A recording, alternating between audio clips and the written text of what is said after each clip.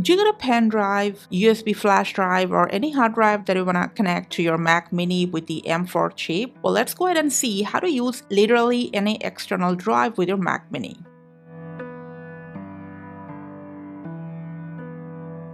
Alright, so if you got a double port flash drive, you can directly insert into one of Mac Mini's Type-C ports.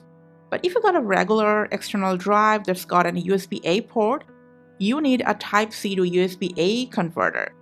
It could be a dongle with multiple ports for that matter. Now first, you can connect your pen drive to the converter and then insert both the devices to your Mac Mini.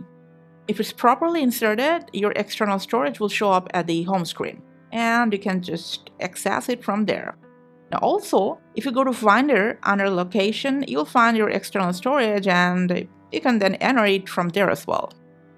And then do whatever you need to do, like from your flash drive, you can either copy or drag and drop any file or folder to your preferred location, and also vice versa.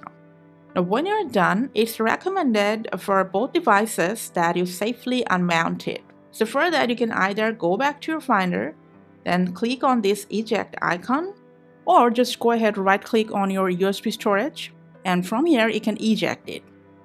Now, if the right click isn't working, it's not enabled yet, simply drag your USB storage and release it over the bin. This will also eject the device. So that's it for this video. Thanks for watching.